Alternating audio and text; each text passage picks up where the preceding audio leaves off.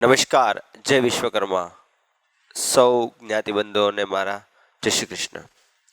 હાલમાં શ્રી ભાવનગર લુહાર જ્ઞાતિ સમસ્ત દ્વારા એક સરસ મજાનું વિદ્યાર્થીઓના હિત માટે એક આગવું આયોજન કરવામાં આવ્યું છે, જેમાં ગુજરાત સરકાર દ્વારા જે અવનવી વિદ્યાર્થીઓ માટે સ્કોલરશિપનો લાભ આપવામાં આવે છે, આ સ્કોલરશિપ કઈ કઈ અત્યારે ભરાઈ રહી છે, કયા કયા વિદ્યાર્થીઓને લાભ મળે અને આ ફોર્મ કેવી રીતે ભરી શકાય, ક્યાં ભરાશે અને કેટલી સહાય મળશે, એના વિશેની માહિતી આ એક નાનકડા શોર્ટ વિડીયોની અંદર ફટાફટ જોઈએ છીએ. સૌ પ્રથમ તો કઈ કઈ યોજનાઓ જે છે એના લાભ અત્યારે મળવાપાત્ર છે અને યોજનાઓના ફોર્મ ભરાવાના શરૂ થઈ ગયા છે, એ ફોર્મનું લિસ્ટ જોઈ લઈએ. સૌ પ્રથમ જે યોજના છે એ છે PM યશસ્વી પોસ્ટ મેટ્રિક સ્કોલરશિપ. મતલબ જેટલી પણ દીકરીઓ અત્યારે અભ્યાસ કરી રહી છે એ બધી જ દીકરીઓને આ યોજનાનો લાભ મળવાપાત્ર છે. એના ફોર્મ ભરાવાના શરૂ થઈ ગયા છે. ત્યાર પછી છે મેડિકલ એન્જિનિયરિંગ ડિપ્લોમાના વિદ્યાર્થીઓને સાધન સહાય યોજના. જે વિદ્યાર્થીઓએ એન્જિનિયરિંગમાં અથવા તો મેડિકલમાં એડમિશન લીધું છે એની માટે જરૂરી ઇન્સ્ટ્રુમેન્ટ માટે ખરીદવા માટેની સહાય માટે પણ ફોર્મ શરૂ થઈ ગયા છે. એ ફોર્મ પણ આપણે ભરી શકીએ છીએ. ત્યાર પછી આવશે મેડિકલ એન્જિનિયરિંગના વિદ્યાર્થીઓને માટે ભોજન બિલ સહાય યોજના. મતલબ જે વિદ્યાર્થીઓ હોસ્ટેલમાં રહે છે એ વિદ્યાર્થીઓ માટેના મેસના બિલ માટેની સહાય યોજના પણ શરૂ થઈ ગઈ છે. ત્યાર પછી આવશે MPhil PhDના વિદ્યાર્થીઓ, મતલબ જે ખૂબ આગળ ભણવા જઈ રહ્યા છે, PhD કક્ષાનું ભણી રહ્યા છે, એના માટે પણ સ્કોલરશિપ યોજના માટેના જે ફોર્મ છે એ પણ ભરાવાના શરૂ થઈ ગયા છે. અને આ બહુ અગત્યનું છે. જે વિદ્યાર્થીઓ હાલમાં 11 સાયન્સમાં અથવા તો 12 સાયન્સમાં અભ્યાસ કરી રહ્યા છે એ વિદ્યાર્થીઓ માટેના ખાનગી ટ્યુશન સહાય યોજના માટેના ફોર્મ પણ ભરાવાના શરૂ થઈ ગયા છે. આ ફોર્મ ભરાવવા માટેના જરૂરી પુરાવાઓ કયા કયા છે એની પણ ઝલક ફટાફટ જોઈ લઈએ. જરૂરી પુરાવાઓની અંદર આવશે સૌથી પહેલાં વિદ્યાર્થીઓનું આધાર કાર્ડ, વિદ્યાર્થીઓના બેંક ખાતાની પાસબુકની ઝેરોક્સ, અને આ પાસબુકની અંદર તમારું KYC અપડેટેડ હોવું જોઈએ.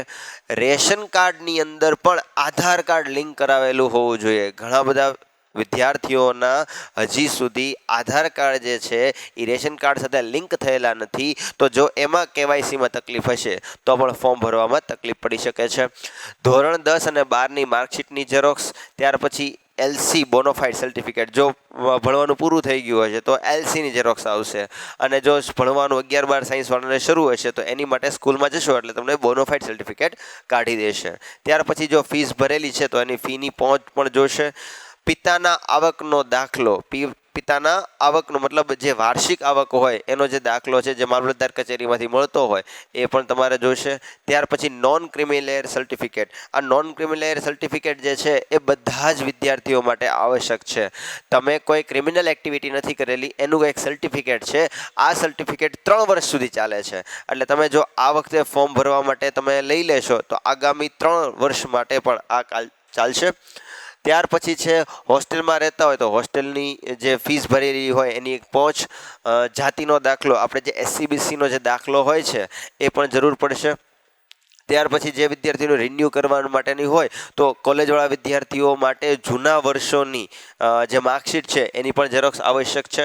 આ ફોર્મ ભરાવવાની જે છેલ્લી તારીખ છે એ અત્યારે ગાઈડલાઈન એવી આવી છે કે 30/9/2025 છે. ત્યાં સુધી જે છે બધા જ ફોર્મ અત્યારે સુધી ભરાવાના છે, જે શરૂ થઈ ગયા છે.